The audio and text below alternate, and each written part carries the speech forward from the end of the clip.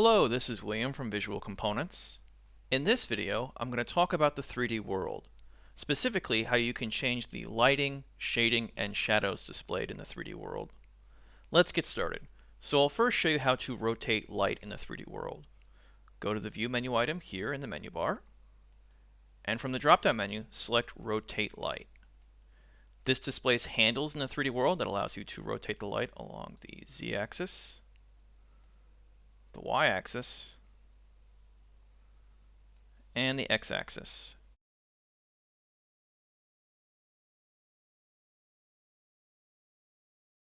So you can change the lighting based on what type of layout you want. Now you can also use the commands here in the dynamic toolbar to make it darker or lighter. So if I want the light to be darker, notice it has an effect. If I want to make it very bright, I can do that as well.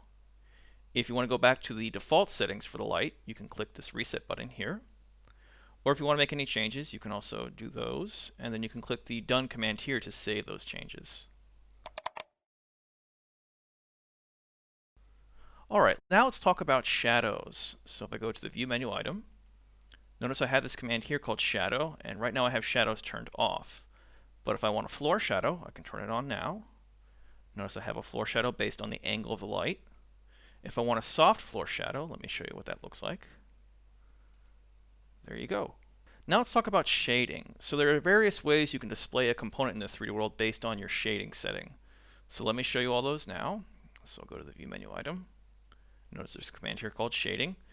And notice I have the default category of Shaded. So if I change this to Shaded with Category Edges, notice I can view the component and also know where its points, its edges, and its loops and continuous loops are, based on those color code settings. Let's go and see some other ones.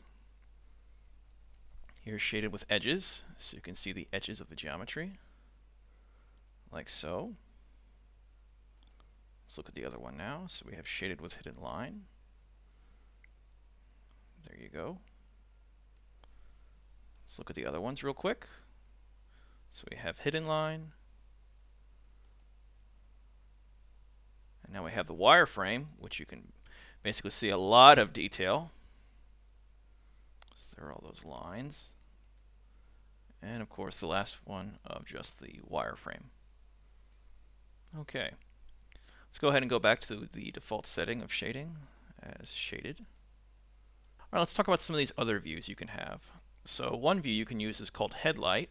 So notice the effect this will have. So you now have that headlight based on your perspective. So I'm always having that headlight shining on my component, like so. And of course, if you want to change the view, you can go to Orthographic View, and you have this perspective here.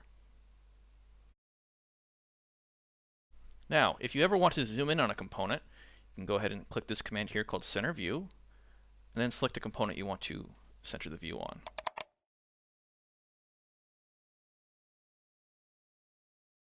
Alright, well that concludes the video. If you have any more questions, please feel free to visit our community at community.visualcomponents.net, and I hope you have a wonderful day.